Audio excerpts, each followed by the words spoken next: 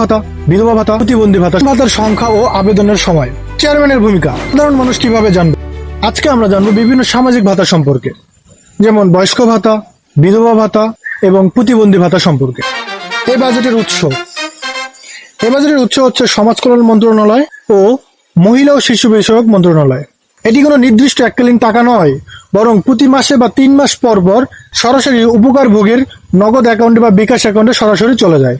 একটি ইউনিয়নে এই ভাতার আওতাভুক্ত প্রায় কোটি টাকার উপর প্রতি বছর সরকারি অনুদান এসে থাকে। নতুন ভাতার সংখ্যা ও আবেদনের সময়, প্রতি বছর সরকার নতুন করে এই খাতে প্রায় 5 থেকে 10% পর্যন্ত বরাদ্দ বাড়িয়ে থাকে। অর্থাৎ আগে যদি একটি এলাকায় বা একটি ইউনিয়নে 1000 জন মানুষ যদি এই ভাতার সুফল ভোগ করত, তাহলে পরবর্তী অর্থবছরে প্রায় 1050 জন বা 1100 জন পর্যন্ত এই ভাতার সুবিধাগুলো ভোগ করে থাকবেন। প্রতি মাসে আবেদন হয় কি না এই সম্পর্কে আপনাদের প্রশ্ন থাকতে পারে। উত্তর হলো না ভাই, প্রতি বছর এই সম্পর্কে আবেদন হয় না।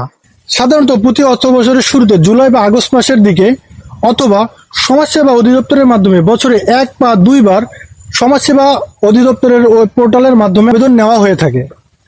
এছাড়াও প্রতিবন্ধীদের জন্য সুবর্ণ কার্ডের সুযোগ সারা বছরই হয়ে থাকে সাধারণত। চেয়ারম্যানের ভূমিকা, ভাতা বন্টনে বা সঠিক মানুষ নির্বাচনে চেয়ারম্যানের ভূমিকা অত্যন্ত গুরুত্বপূর্ণ। চেয়ারম্যান হলেন ইউনিয়নের সমাজসেবা কমিটির সভাপতি। অতীতে এই কার্ড নিয়ে অনেক দুর্নীতি বা স্বজনপ্রীতির অভিযোগ উঠলেও একজন সৎ চেয়ারম্যান চাইলেই অনলাইনে তালিকাটি যাচাই বাছাই করে প্রকৃত দরিদ্র বা বিধবা মানুষ অগ্রাধিকার ভিত্তিতে এই তালিকা অনুমোদন করতে পারেন। সাধারণ মানুষ কিভাবে জানবে এই ভাতার নতুন আবেদন বা বরাদ্দ আসে? তখন ইউনিয়ন ডিজিটাল সেন্টারের উদ্যোক্তা, গ্রাম পুলিশ এবং মসজিদের মাইকে ঘোষণা দেওয়ার নিয়ম রয়েছে।